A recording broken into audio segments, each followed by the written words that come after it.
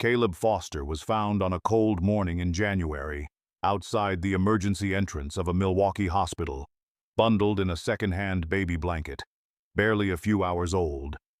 No note. No name. Just a newborn boy left in the bitter Wisconsin cold, his face flushed from the wind, his cries soft and raspy.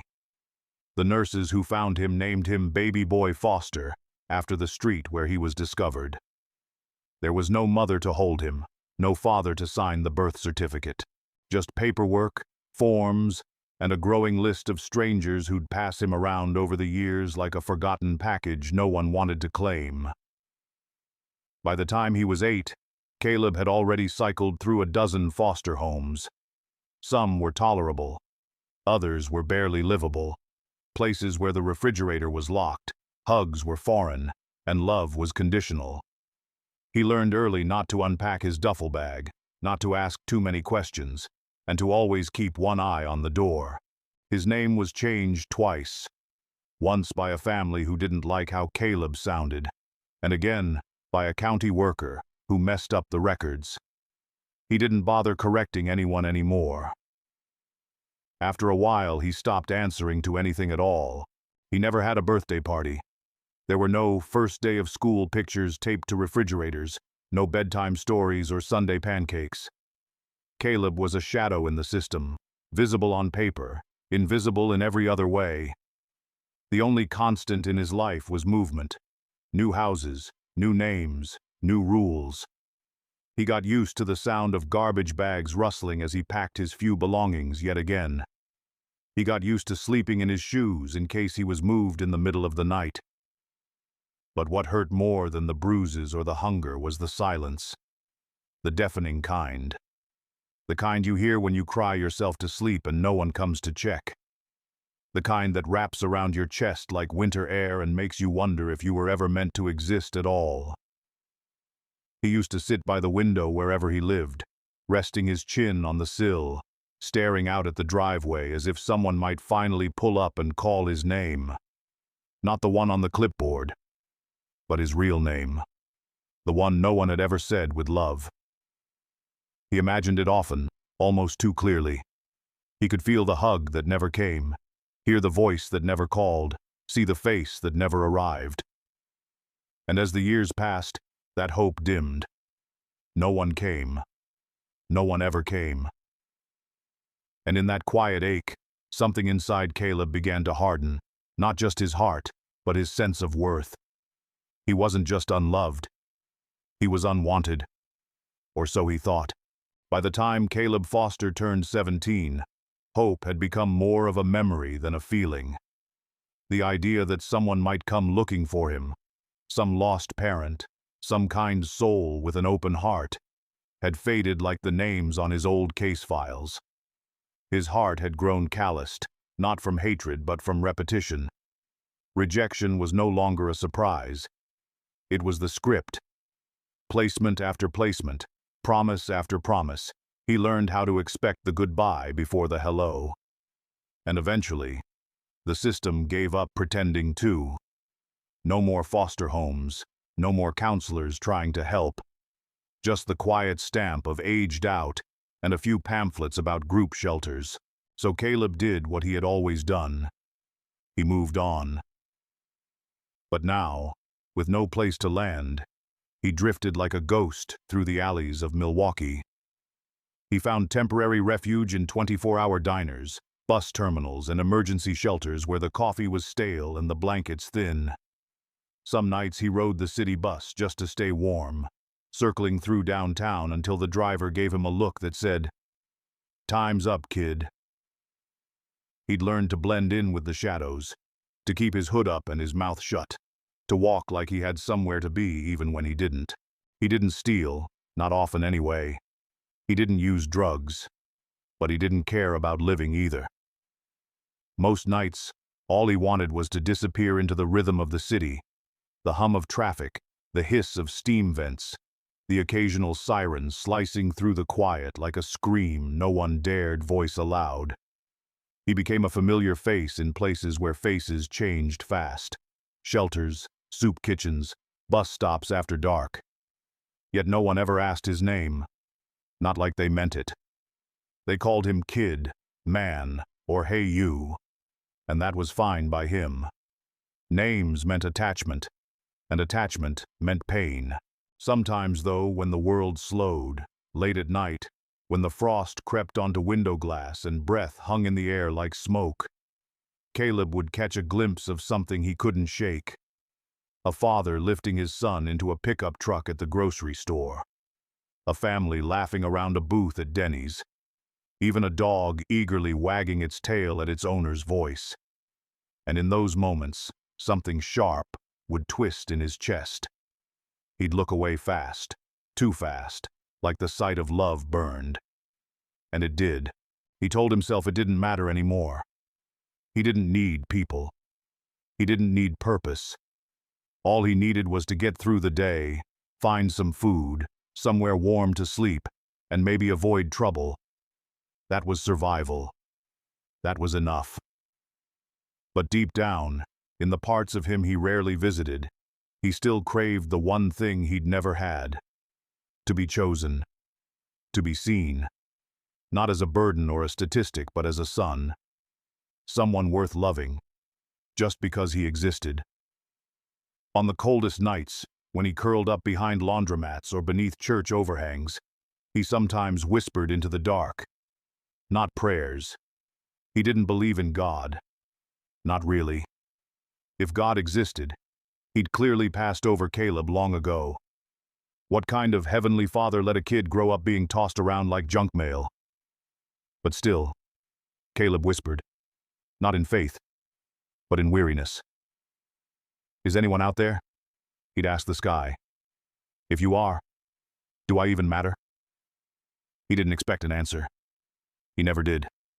Those words were just a release valve, a way to let the pressure bleed out of his soul before it crushed him. But that winter, something shifted. The streets grew colder than usual, like Milwaukee itself had lost interest in keeping people alive. Snow piled on sidewalks, ice crept along the bus benches, and Caleb's fingers cracked with frostbite. Food was harder to find, and the shelters were packed to overflowing. One night, after going nearly 2 days without eating, Caleb found himself near the old rail yard, a place even the desperate tried to avoid. It was quiet there. Too quiet. His legs were numb. His chest ached. And the whisper came again. Not loud, not angry this time, but hollow. If I'm really alone, just let me stop. He lay down beside a crumbling brick wall, the kind of place where no one would find him until spring. He wasn't trying to die. He just wasn't trying to live anymore. The difference felt razor thin, and so he closed his eyes beneath the frozen stars. The wind howled above the rusted tracks, and Caleb Foster slipped into the dark. But the dark wasn't the end. When Caleb Foster slipped into unconsciousness beside the crumbling wall near the old Milwaukee rail yard, it didn't feel like dying. Not at first. It felt like sleep, deep and thick, the kind that wrapped around his bones and silenced the gnawing ache in his stomach. Snow had begun to fall again, dusting his worn-out hoodie like powdered sugar, sticking to his cracked lips and stiff hands. His breath came slower, each one shallower than the last, until even the sound of the wind faded into silence. But death, as he soon discovered, wasn't quiet. It came without warning, sudden, disorienting, and oddly weightless. One moment he was on the ground, curled against a frozen wall with his fingers curled into fists. The next, he was above it all, floating, suspended, not flying exactly, but free of gravity, of cold, of pain. Caleb looked down and saw something that didn't make sense at first. A boy lying in the snow, twisted slightly, arms limp at his sides. His hoodie was soaked through, his jeans caked with ice. His face, pale and still, was his own. He blinked, or thought he did. He had no eyelids, no breath, no heartbeat, yet he could see, hear, feel with a clarity he'd never known. The world below looked sharper somehow. Every snowflake shimmered like glass. He saw a faint trail of steam rise from the boy's mouth. What little warmth was left in his body. But Caleb wasn't afraid. He wasn't panicking or gasping for air. In fact, for the first time in years, he felt light. Like someone had lifted the weight he didn't even realize he'd been dragging. Then came the presence. It didn't walk in or call out. It simply was. Behind him, around him, through him. Not a sound, not a shape, but a knowing. Caleb turned, or rather he shifted, toward the source of that weightless awareness. And what he saw took his breath, if he'd still had any left. It wasn't sunlight. It wasn't fire. It was light, alive, intelligent, pulsing like it had a heartbeat of its own. It didn't blind him, it welcomed him. It wasn't just around him, it saw him, like it had always known him. Then from the center of that radiant presence, a figure emerged. A man, cloaked not in fabric, but in light itself. Caleb couldn't describe his face exactly, but his eyes held galaxies. Peace, power, pain, and something deeper than all of it, love. The man didn't speak, not with his mouth, but Caleb heard him anyway, as clearly as if the words were being etched into his soul. I've always been here. Caleb froze. The words echoed, not through the air but inside him, like they belonged there. He tried to respond, but he had no voice, only the shaking of a thought too big to hold. Who are you? The man stepped closer, and though his presence should have brought fear, should have overwhelmed Caleb like a tidal wave of holiness, there was none of that. Only warmth. Only home. I am the father you've been waiting for. The boy who had once been left outside a hospital in the dead of winter now stood in the presence of the one who had never turned away. And all the years of silence, all the nights he'd begged for someone to call his name, all the aching loneliness. Suddenly, none of it had been missed. None of it had been overlooked. He'd been seen the whole time. Caleb dropped to his knees, or at least the spiritual version of them. The emotion hit like floodwaters breaking through a broken dam. This wasn't a hallucination, or a warm dream to soften the edge of death. This was real, more real than anything he had ever touched, tasted, or feared. And then, the man, Jesus, said it. He said Caleb's name. Not, "Hey kid," not, "You there." He said the name that Caleb had stopped believing belonged to anything or anyone. He said it like it mattered, like it had never been forgotten. The boy wept. Not just from sorrow, but from recognition. Every wall he'd built over the years, each brick of rejection, each layer of shame, crumbled in the presence of that voice. And when Jesus knelt beside him, when he placed a hand on Caleb's shoulder, the boy didn't flinch. He didn't run. For the first time in his life, he didn't feel the need to. Caleb Foster had spent most of his life wondering if he mattered to anyone, if his existence meant more than a scribbled name on a government file or a brief burden passed between foster families. But now, standing in the presence of the radiant man before him, Jesus, Caleb felt something he had never truly experienced. He felt seen, not observed, not assessed, but known, down to the scar on his chin from a playground fall at 5. The nights he cried into an old pillow hoping someone would hear, the day he stopped saying his name because no one else seemed to care about it. Jesus didn't rush. He didn't lecture. He simply stood there with a presence more solid than earth itself. His hand still rested gently on Caleb's shoulder, not heavy, not pressing, just there, like an anchor keeping him from drifting back into despair. Caleb couldn't speak, but tears streamed down his face in steady silence. They weren't tears of fear.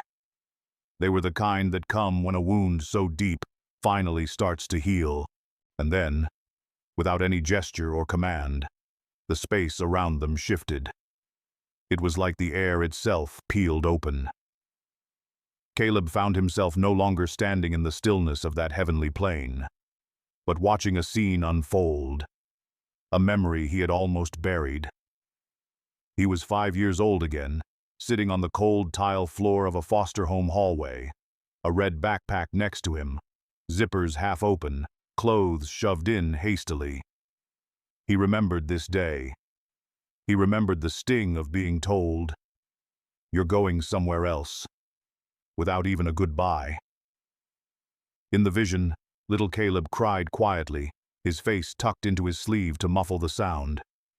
But now, from this place above and beyond, Caleb saw something he hadn't seen before. Jesus was there too. He was sitting across the hallway, knees bent, eyes locked on the child. He wasn't glowing or hovering, he was just present. And his face held no pity, only sorrow and solidarity. He was feeling it with Caleb, holding the pain, not erasing it, but sharing the weight of it. And with a quiet voice he whispered, "I was there." The vision melted into another. Caleb was 12, sitting alone at the edge of a cafeteria table.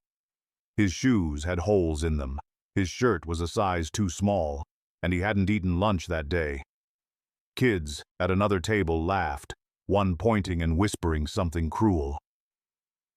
Caleb had pretended not to notice, stabbing at an empty tray like it didn't matter. But now, from this new view, he saw Jesus again, standing silently in the corner, eyes on him, steady and calm.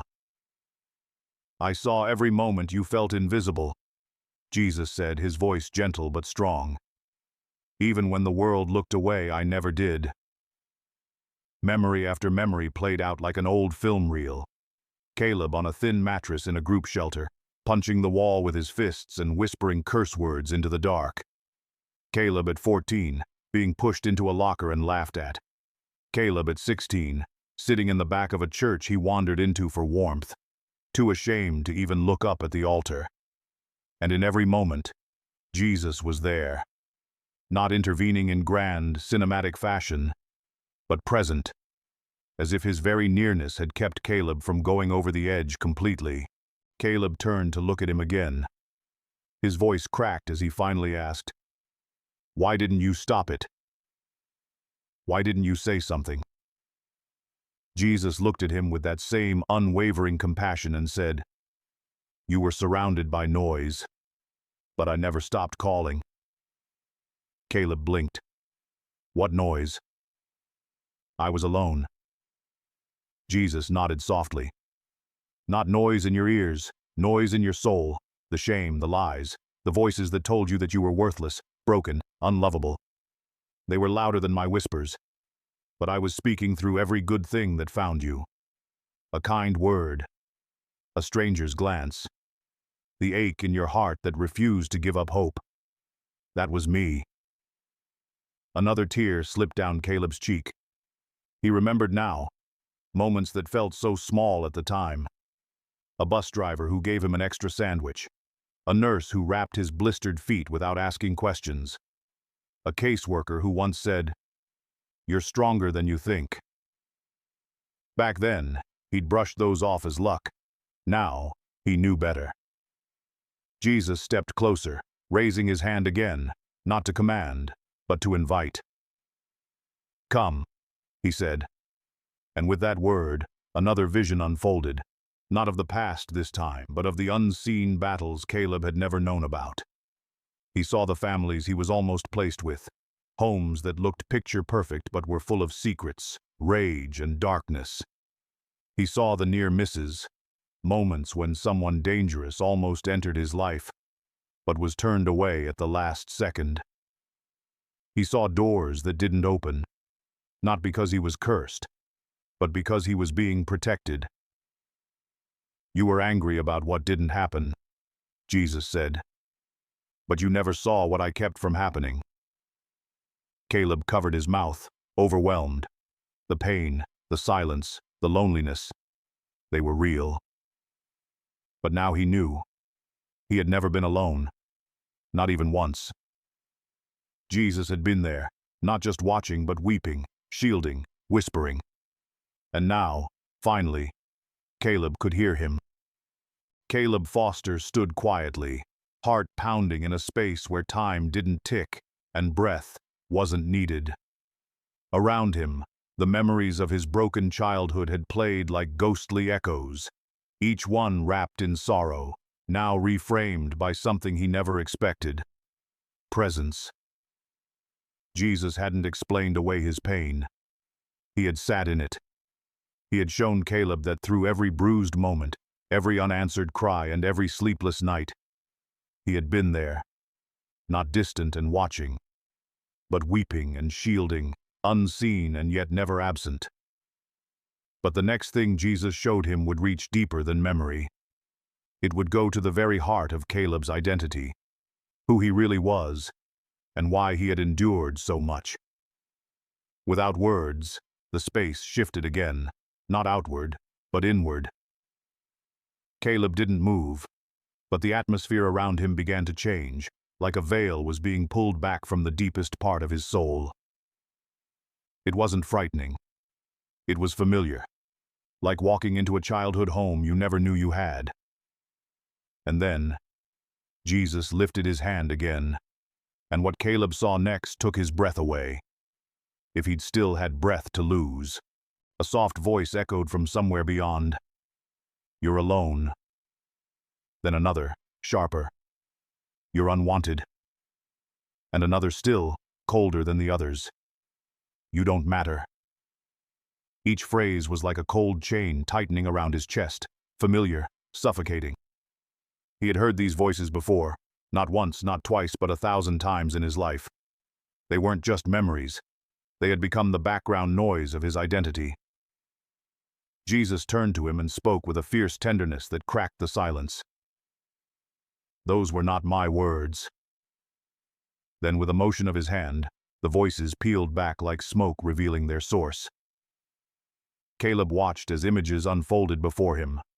The woman who once screamed in his face that he was just a paycheck. The teacher who rolled his eyes and muttered that he wouldn't amount to anything. The older boys in the group home who pushed him into a locker and laughed when he stayed down. The strangers who crossed the street to avoid him. Every voice, every glare, every rejection had sown a lie into his soul. And for years, Caleb had worn those lies like a name tag. "You believed them," Jesus said gently. "I didn't think I had a choice," Caleb whispered, his voice small, like the boy he had once been. "But you did," Jesus replied. "You just didn't know there was another voice." Suddenly everything changed again, not the scenery but the center of it all. Caleb saw a hospital room, sterile and quiet. A newborn baby lay in a crib under dim lights, swaddled in a hand-me-down blanket. Alone. No mother. No father. No name. Caleb stepped closer. He knew this scene. He was looking at himself. He didn't remember it, but his heart did. And there, beside the crib, stood Jesus. His hand hovered just above the newborn's head, not touching but close enough to feel. And in that stillness, Caleb heard it, not with his ears, but in his being. "I love you. I see you. You are mine." Tears welled in Caleb's eyes. He turned toward Jesus, his voice trembling. "That was you?" Jesus nodded, smiling softly. "Before anyone else had the chance, I named you." "But no one ever used it," Caleb said, shaking his head. "They couldn't," Jesus replied. "They didn't know it. But I did. And I still do." And just like that, Caleb realized something that shattered every lie he'd believed. His identity was never formed by what had been done to him. It had been spoken over him before the world even knew his name. Jesus then extended his hand, not commanding but inviting, and the air shimmered with new light. Caleb saw visions of his future, not as fantasy, but as calling. He saw himself walking through places that looked all too familiar: group homes, inner-city shelters, halfway houses. But this time, he wasn't the boy being forgotten. He was the one remembering others, sitting with broken kids, listening without judgment, placing a hand on their shoulder just like Jesus had done for him. He wasn't preaching. He wasn't quoting verses or handing out tracts. He was just present, a living echo of what had once saved him. "You'll be a voice for the forgotten," Jesus said, watching him closely, "because you were one of them. And now, you know what truth sounds like." Caleb fell to his knees again, not from shame, but from something heavier than sorrow and deeper than joy. Purpose. For the first time in his life, he understood why he had endured so much. Not because he was cursed or overlooked, but because he had been set apart for something sacred. "I'm not broken?" he asked. Jesus knelt beside him, hand resting over Caleb's heart. "You're not broken. You were being built. Every wound became a window, every scar a signpost. The pain didn't define you. It prepared you." Caleb let the words wash over him like water over stone. He wasn't just rescued. He was reclaimed. Everything he thought had ruined him had been rerouted for redemption. His identity wasn't in his past. It wasn't even in the future. It was in the eyes of the one who had loved him all along. As Caleb Foster stood in that sacred space beyond time, beyond pain, beyond even understanding, he felt something shift, not just around him, but inside him. It was as if his soul, long fractured and folded in on itself, had begun to stretch, to breathe again. After everything Jesus had revealed, every memory reframed, every lie exposed, every scar honored rather than hidden, Caleb no longer saw himself as forgotten. He saw himself as chosen, not in spite of what he had endured, but because of it. And still, Jesus wasn't done. There was something more, something waiting just beyond the veil. "Come," Jesus said, his voice still calm, still full of quiet authority that didn't demand but drew. Caleb didn't walk. He didn't float. He simply was. And suddenly, he stood at the edge of something wide, golden, and alive. He blinked, trying to take it all in, but there was too much. Light, color, movement, music without sound, joy without volume. It wasn't a place he could name, but every part of it felt familiar, like a dream he'd had once as a boy and forgotten. Except this time, it was real. Before him stretched a long, endless table. It wasn't fancy like those sterile holiday banquets in foster homes where smiles were forced and decorations felt store-bought. No, this table was alive with meaning. The wood was dark and weathered, carved with patterns like branches and rivers and fire. Platters of food shimmered with colors Caleb didn't have words for. There were cups and plates, laughter and music and people. So many people. Standing, seated, embracing, weeping, laughing. Their eyes sparkled with the kind of joy that can only come after long sorrow. And strangely, they looked like him, not in face, but in soul. He recognized the same worn edges, the same invisible wounds that life had etched deep. But none of them carried those wounds anymore. They were whole. Caleb hesitated. He wasn't afraid, but he was unsure. All his life, he'd been told without words that tables like this weren't meant for kids like him. He had walked past so many. Birthday parties behind glass windows, Thanksgiving dinners he watched from the edge of church parking lots, family barbecues where he was the stranger who never got a plate. Even in shelters, he always ate last. He never expected a place, never believed he had one. Jesus stepped beside him and gently nudged his shoulder. "It's okay. Go look." Caleb took a few cautious steps. The closer he came to the table, the warmer the air felt. Not heat like summer sun, but something deeper. A kind of warmth that soaked into the spirit. like the feeling of sitting under a quilt your grandmother made, or that first cup of coffee on a snowy morning when the house is still quiet. It was the kind of peace you couldn't earn, you just received. And then, he saw it. A chair. Not at the head, not hidden away at the end, but right in the middle, woven into the heart of it all. The wood was carved smooth from the touch of time, and on the backrest, etched deep into the grain, was a name. Not Caleb Foster from some file folder. Not the name some family tried to rename him. His true name, the one Jesus had spoken to him earlier. The name given to him before the world had a chance to ruin it. His breath caught in his chest. "That's mine," he whispered. Jesus smiled. "It always was." Caleb reached out and touched the name with trembling fingers. It felt like tracing the story of his life, each curve and line pulsing with meaning. He had never owned anything in his life that was truly his. Not a bed, not a key, not even a last name he could count on. But this seat, this place, had been waiting.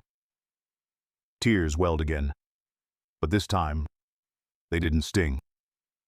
They were soft, grateful. He didn't feel ashamed or out of place. He felt wanted. "I never even imagined," he started to say but couldn't finish. "You didn't have to imagine it," Jesus said. "I've been saving it for you." Caleb sank into the chair. Not because he was tired, but because he couldn't stand under the weight of what he was feeling. It was too much. Too good. The years of running. The voices of shame. The ache of always being left out. It all unraveled in the stillness. He looked around the table, and for the first time he realized what heaven looked like. Not harps or clouds or perfect people in robes. But this. A place where the rejected are restored, where the overlooked are honored, where the wounded sit and feast like royalty. And they weren't faking it. They weren't pretending to belong. They knew they did, just like Caleb was learning.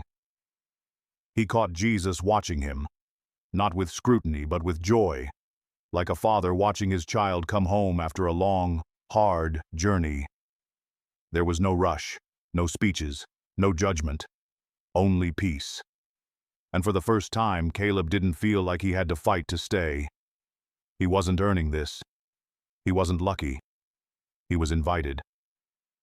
Jesus knelt beside him, just like he had in every moment of Caleb's life. His voice was calm, full of warmth. "I told you," he said. "You mattered before the world had a chance to tell you otherwise." Caleb wiped his eyes, still overwhelmed, still speechless. And then Jesus said something that made Caleb's heart stop. "There's still more to see." Caleb Foster had never imagined that the end of his life would be the beginning of something so beautiful. For a boy who once slept beneath cardboard behind laundromats and stared up at starless skies, wondering if anyone would ever know his name, sitting at the Lord's table felt like a miracle that had waited his whole life to be revealed. Here, he didn't have to beg for a seat. He didn't have to earn it or prove he belonged. His name had been carved in the wood long before he'd ever been born, by hands that had shaped the stars and still made time to reach into alleys, shelters, and broken hearts. But just as Caleb began to feel like he could finally rest, Jesus, still kneeling beside him, looked into his eyes with that same steady tenderness and said, "There's still more to see." Caleb blinked, confused. More. After all he'd seen, all he'd felt, he couldn't imagine there was anything left. And yet, the way Jesus said it, he knew it wasn't a warning. It was an invitation. Without speaking, Jesus stood and gestured again, not with force, but with that same gentle authority that had guided Caleb through memories and revelations. The table, the golden light, the laughter and music, all of it began to soften and fold away, not like it was disappearing, but like it was being carefully tucked into place, saved for later. The warmth lingered, like the scent of something sweet in a kitchen long after the baking is done. Then came the shift. Not a jolt or a shove, but a slow, seamless transition, like slipping through a curtain.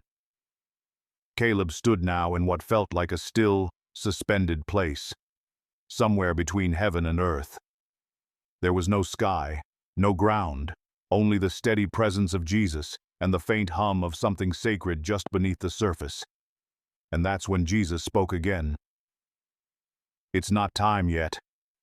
Caleb's heart sank. "What? What do you mean?" he asked, his voice quiet, uncertain. Jesus turned toward him, his eyes deep with both love and sorrow. "There are others," he said, still sleeping outside on cold sidewalks. Others whispering in the dark, wondering if they matter. Others still crying into pillows, believing no one hears them. They need to know what you now know. Caleb's chest tightened. He saw it clearly. Faces like his, eyes hollow with years of rejection, children hiding bruises under sleeves, teenagers pretending not to care when no one came to parent-teacher night.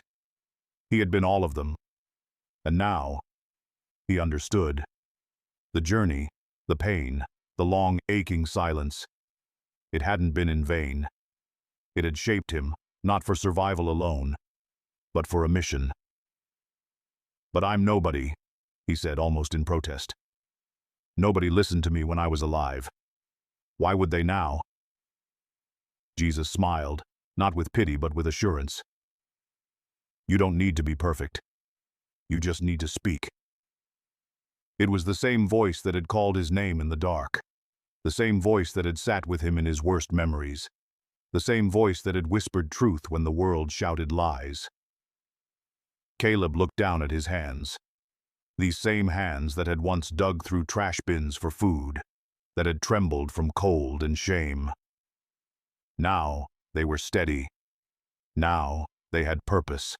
"I don't know what to say," he admitted. "Tell them the truth," Jesus said. "Tell them what you saw. Tell them what I showed you. Tell them they're not forgotten. That the table is already set." Tears welled in Caleb's eyes again, but he didn't wipe them away. He let them fall, tears not of sorrow, but surrender. And then, with a soft whisper, he said what he never thought he would. "Okay, I'll go." Jesus nodded, and with that the space around Caleb shifted once more, not fading like a dream but folding into memory, settling deep into his spirit like a seed planted in fertile soil. The next thing he knew, he felt weight, not emotional but physical. His body, the ache of broken ribs, the sting of chapped lips, the dull roar of machines humming, and then light, bright, clinical, blinding. He blinked. Once. Twice. Then a blurry face hovered over him, wide-eyed and pale. "Oh my God, he's awake!" It was a nurse. Her voice shook with disbelief. Footsteps scrambled. A voice called out for a doctor. Caleb tried to speak, but all that came was a whisper. Dry, weak, barely a sound. "He knew my name." The nurse leaned in, puzzled. "What did you say?" He closed his eyes and whispered again, softer this time, but with more certainty. "He knew my name." She didn't understand, not fully. But something in his face changed her. She knew something had happened. Something real. In the days that followed, Caleb didn't say much at first. Not because he was scared, but because he was listening, learning how to live again. His recovery was slow. The doctors said it was a miracle. But Caleb knew it wasn't just survival. It was a return, with purpose. And when he finally left the hospital, walking slower than he'd like, ribs still sore, vision still adjusting, he didn't go back to the shadows. He didn't fade. He began to speak. Quietly at first, at youth shelters, at street corners, at halfway homes and bus stations. He didn't preach. He didn't carry a Bible under his arm or start with fire and brimstone. He just told his story about the light, the presence, the name etched in wood, and the man who sat beside him in every moment he thought he was alone. Some people laughed, some dismissed him, some thought he was delusional, but some, just a few, listened, and their eyes lit with something Caleb recognized: hunger, hope, a desperate question. Could it be true for me too? And every time Caleb answered the same way: "You're not forgotten. The Father's been waiting, and your seat, it's already set." Caleb Foster didn't return to the world as the same boy who had once curled beneath frozen bridges and whispered to the sky in hopeless desperation. He came back different, not just healed in body, but made whole in spirit. Something in his eyes had changed. The weight he once carried like a second skin, the ache of rejection, the silence of being unwanted, was no longer crushing him. Instead, it had become a story, a message etched into the core of his being. He had seen the table. He had heard his name spoken by the one who never forgot it. And now, his life had a new purpose: to be a voice for those still lost in the shadows he once called home. At first, he kept it simple. He didn't try to convert anyone or offer polished sermons. Caleb understood that the people who needed to hear his story didn't want religious talk. They needed realness, the kind that comes from someone who's been there, someone who's sat on cold concrete with nothing in his pockets but doubt, someone who knows what it means to cry and not be heard. He started where he felt led: shelters, halfway houses, youth outreach centers, places where names were often forgotten and souls overlooked. He'd sit beside teens whose eyes darted like his used to, kids who spoke tough but flinched when kindness came too close. He told them about the cold night near the rail yard, about the moment his body gave out, and about the presence that met him, not with condemnation, but with love. He shared about the man made of light who knew everything about him and still wanted him. And he always ended the same way: "Your name is known. Your place is already set." Most didn't believe him at first. Some laughed. A few rolled their eyes. But every so often one of them, just one, would go quiet. Their mask would slip, and Caleb would see it. That flicker of recognition, that crack in the armor, that buried hope that maybe, just maybe, there was a seat for them too. He never pushed, he never forced, he simply kept showing up, like Jesus had done for him. Over time, people began to notice, not crowds or headlines, but the right people. A social worker pulled him aside once, her voice thick with emotion. "Whatever it is you're saying to these kids, it's reaching places we've never been able to." Caleb smiled. It wasn't about him. It never had been. He was just repeating what had been whispered to him when the world had gone silent. He started journaling too, writing late into the night at a small desk in his subsidized studio apartment. He couldn't afford much, but it was warm, and it was his.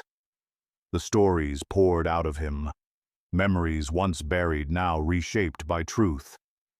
And as he wrote, he felt those words carried not just ink, but healing. A local pastor read one of his journal entries and invited him to speak at a small community church. Caleb hesitated. He wasn't a preacher. He didn't know fancy words or doctrine, but he accepted. He stood before a crowd of worn-out souls and spoke like he always did, from the scars. "I thought I was abandoned," he said, voice steady. But he never left. Gasps, nods, tears. And so it grew, not fame, not fortune, but fruit. The kind that takes root in the forgotten corners of America, in broken homes, at soup kitchens, in truck stops, and on back porches. He shared his story one conversation at a time. He found boys who thought they were too dirty to be loved, girls who had been called every name except their own, veterans wrestling demons of war and addiction, widows who hadn't heard their names spoken with tenderness in years. And to each of them, Caleb offered the same quiet truth: You still have a seat at the table. I've seen it, and he's been saving it for you. Years passed. His hair grayed early, his body carried the limp from the accident, and his voice bore the weathered tone of someone who had lived more than most. But he never stopped. Even in his 60s, he could be found at street corners or in recovery circles, his hands folded over a thermos of black coffee, his voice soft but sure. People sometimes asked why he kept doing it, why he kept telling the same story after all these years. Caleb would smile and reply, "Because I promised I would. Because there are still people waiting to hear their name spoken by someone who means it." And deep inside, he knew, as long as breath filled his lungs, as long as there was one person who believed they'd been forgotten, he had work to do. His life had become a bridge between despair and hope, between silence and truth, between this broken world and the banquet table waiting just beyond it. Caleb Foster's journey reminds us that even the most forgotten life is never truly unseen. In a world that often overlooks the quiet, the wounded, and the wandering, his story teaches us a sacred truth. Our worth is not determined by where we come from or what we've survived, but by who knows our name. The name spoken over us by the one who created us, not in judgment, but in love. So many people carry invisible burdens, rejection, loneliness, unanswered questions. But Caleb's experience reveals that God is not absent in our suffering. He is present in every dark corner, weeping when we weep, whispering hope when the noise of shame tries to drown him out. For older generations who have carried decades of silent wounds or watched loved ones slip into hopelessness, Caleb's story offers a deeper invitation. No one is beyond reach, and it's never too late to find your seat at the table. It was carved long ago, not by accident, but by design. And if we have been shown mercy, we are called to share it. Like Caleb, we may not be preachers or theologians, but we each have a story, and sometimes a quiet word from a weathered soul is more powerful than 1,000 sermons. Our mission, however late in the journey, might just be to look someone in the eye and say, "You're not forgotten, you are loved, and your name is known." That may be the healing someone has waited their whole life to hear.